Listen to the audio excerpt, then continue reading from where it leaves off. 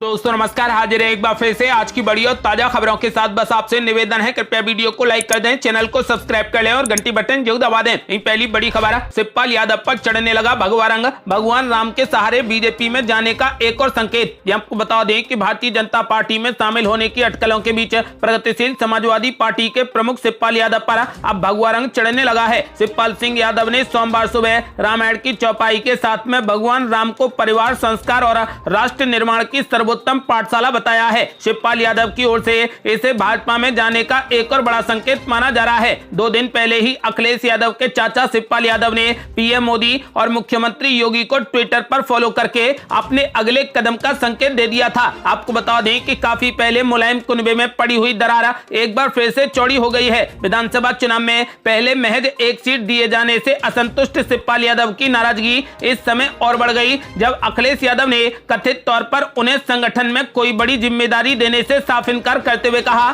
कि वो अपनी पार्टी पर ही फोकस करें। शिवपाल यादव ने पिछले दिनों अखिलेश यादव के बुलावे पर बैठक का बायकॉट कर दिया, तो मुख्यमंत्री योगी आदित्यनाथ से मुलाकात करके ये साफ कर दिया था कि जल्द ही वो भतीजे को झटका देंगे और बीजेपी में शामिल होंगे। और बड़ी खबर, गुंडे माफियाओं में बड़ा बाबा बुलडोजर का खौफ, मैनपुरी में पोस्टर लेकर सरेंडर करने पहुंचे बदमाश, कहा हम लुटेरे हैं, पुलिस एनकाउंटर कर देगी, हमें बचा लो। आपको बता दें कि उत्तर प्रदेश में बदमाशों के बीच में योगी सरकार और पुलिस प्रशासन का खौफ साफ देखा जा रहा है। अब मैनपुरी में 2 लुटेरों ने पुलिस के सामने सरेंडर कर दिया। दोनों बदमाश सरेंडर करने एसपी ऑफिस पहुंचे थे। मैनपुरी में पकड़े गए इन बदमाशों के हाथ में बैनर भी थे, इन पर लिखा था कि पुलिस हमारा एनकाउंटर कर देगी, हमें बचा लो, हम लुटेरे हैं, हमें जेल में भेज दो। जानकारी के मुताबिक मैनपुरी के किसनी इलाके में इन्होंने लूट की वारदात को अंजाम दिया था। तब से पुलिस और सर्विलांस टीम इनके पीछे थी। उत्तर प्रदेश में पिछली योगी सरकार और मौजूदा योगी सरकार 2.0 में बदमाशों में प्रशासन का खौफ दिखाती ऐसी तस्वीरें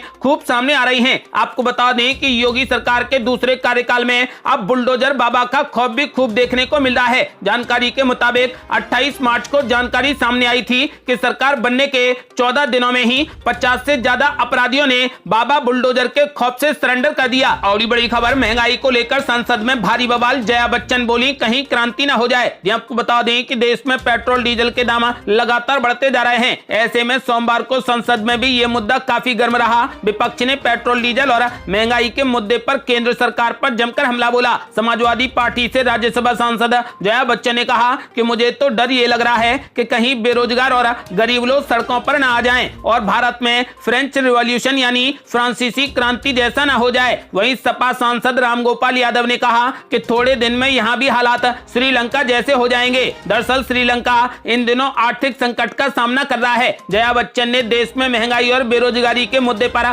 सरकार पर जमकर हमला बोला। उन्होंने कहा कि मनोज कुमार की फिल्म में एक गाना था कि महंगाई मार गई, जो भी कुछ बचा था महंगाई मार गई। आज मुझे वो याद आ रहा है। सरकार को अब गरीबों और बेरोजगारों के लिए कुछ करना चाहिए। देश में पिछले 2 हफ्तों से तेजी से पेट्रोल डीजल के दाम बढ़ रहे हैं। पिछले 2 हफ्तों में 12 बार ईंधन के दाम बढ़े हैं। पेट्रोल डीजल और सीएनजी के दामों में वृद्धि के मुद्दे पर विपक्ष ने संसद भवन में जमकर चर्चा की और चर्चा की मांग की। इस दौरान सदन में जमकर हंगामा हुआ। विपक्ष के हंगामे के चलते 2 बार सदन को स्थगित कर दिया गया। और बड़ी खबर, इन राज्यों में तेज आंधी और बारिश के आसार, दिल्ली में चलेगी लू, राजस्थान में टूटा गर्मी का रिकॉर्ड। आपको बता दें कि भारतीय मौसम विभाग ने अप्रैल के शुरुआती सप्ताह के लिए पूर्वानुमान जारी कर दिया है। मौसम विभाग ने बताया कि भारत के उत्तर पूर्वी राज्यों अरुणाचल प्रदेश और असम मेघालय क्षेत्र में अगले 2 दिनों तक भारी बारिश होगी और इस दौरान तेज आंधी एवं बिजली गिरने की भी संभावना है। वहीं राष्ट्रीय राजधानी दिल्ली में लू चलने की संभावना है। मौसम विभाग के अनुसार बंगाल की खाड़ी से तेज दक्षिण पश्चिमी हवाएं अगले 5 दिनों तक अरुणाचल प्रदेश, असम, मेघालय और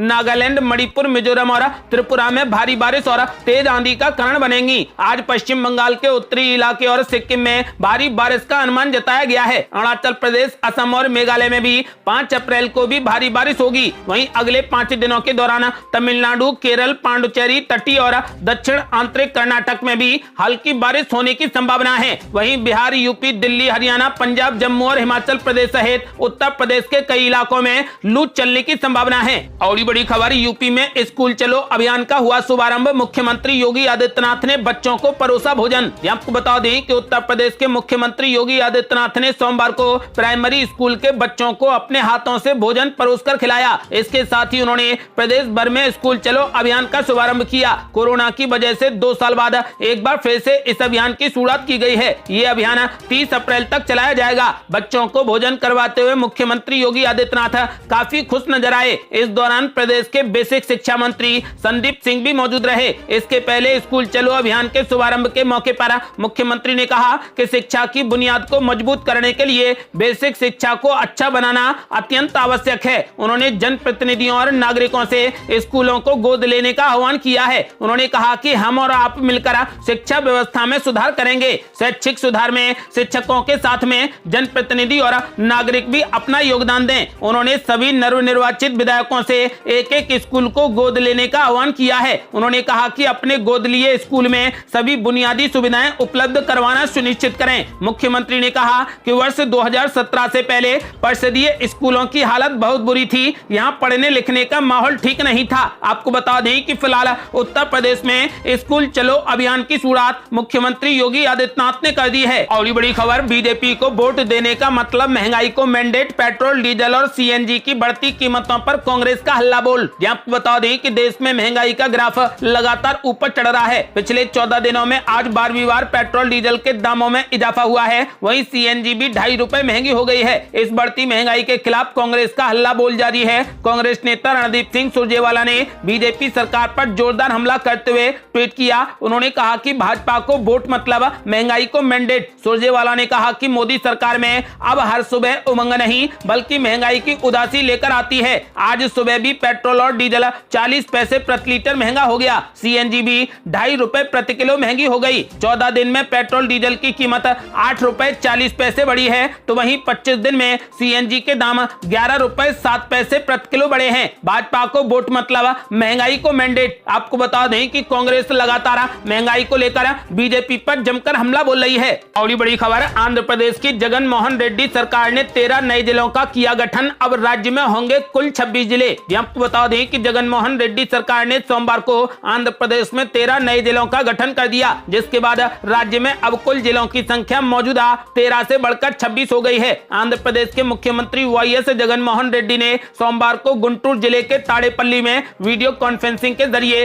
राज्य के 13 नए जिलों का शुभारंभ कर दिया। आपको बता दें कि मुख्यमंत्री जगन मोहन रेड्डी 6 अप्रैल को सभी ग्राम और वार्ड सचिवालयों में 13 नए जिलों के गठन में अधिक परिश्रम करने वाले सभी स्वयं संघों का अभिनंदन करेंगे। और बड़ी खबर, बंद हो सकती है मुफ्त वाली सभी स्कीमें, राज्यों की हालत हो रही खस्ता, पीएम मोदी को दिया गया अपडेट। आपको बता दें कि प्रधानमंत्री नरेंद्र मोदी की वरिष्ठ अधिकारियों के साथ में बैठक में कुछ अधिकारियों ने कई राज्यों की तरफ से घोषित लोक लुभावनी योजनाओं पर चिंता जताई और दावा किया कि वे आर्थिक रूप से व्यवहारिक नहीं हैं और वे उन्हें श्रीलंका के रास्ते पर ले जा सकती हैं। आपको बता दें कि 2014 के बाद से प्रधानमंत्री नरेंद्र मोदी की सचिवों के साथ में ये 9वीं बैठक थी। सूत्रों ने कहा कि 2 सचिवों ने हाल ही के विधानसभा चुनावों में एक राज्य में घोषित एक लोक लुभावनी योजना का उल्लेख किया जो आर्थिक रूप से खराब स्थिति में है। उन्होंने साथ ही अन्य राज्यों में भी इसी तरीके की योजनाओं का हवाला देते हुए कहा कि वे आर्थिक रूप से टिकाऊ योजनाएं नहीं हैं और राज्यों को श्रीलंका के रास्ते पर ले जा सकती हैं।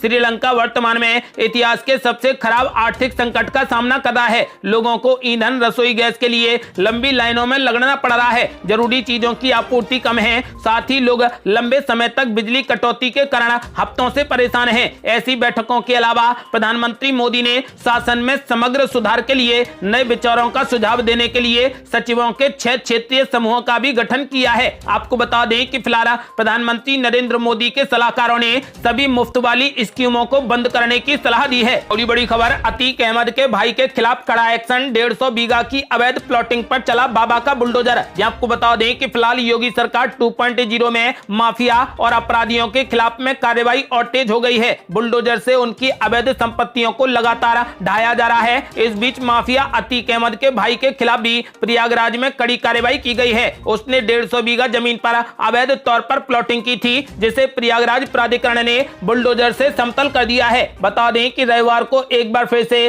पीडीए का बुलडोजर चला। पीडीए के अधिकारियों ने माफिया अतीक अहमद के छोटे भाई खालिद अजीम उर्फ अशरफ और उसके पार्टनर बीएसपी नेता अतुल त्रिवेदी की करीब 150 बीघा से ज्यादा जमीन पर की गई अवैध प्लॉटिंग पर बुलडोजर चला दिया। उन पर आरोप है कि प्रयागराज विकास प्राधिकरण से लेआउट पास नहीं कराया गया था, जिसको लेकर पीडीए ने कई बार बार नोटिस दिया था, उसके बावजूद धड़ल्ले से अवैध प्लॉटिंग की जा रही थी और जमीन पर छोटी छोटी बाउंड्री वॉल भी खड़ी कर दी गई थी। लेकिन बाबा का बुलडोजर 150 बीघा जमीन पर धड़ल्ले से चल गया। ये थी अब तक की बेहद बड़ी खबरें। यदि आप भी चाहते हैं कि बाबा का बुलडोजर इसी प्रकार से चलता रहे तो इस वीडियो को लाइक कर अपनी राय हमें कमेंट बॉक्स में जरूर दें। यदि आपने अभी तक हमारे चैनल को सब्सक्राइब नहीं किया है तो कृपया चैनल को सब्सक्राइब कर घंटी बटन जरूर दबा दें। जल्दी मिलते हैं बड़ी अपडेट के साथ, तब तक के लिए जय हिंद, जय भारत।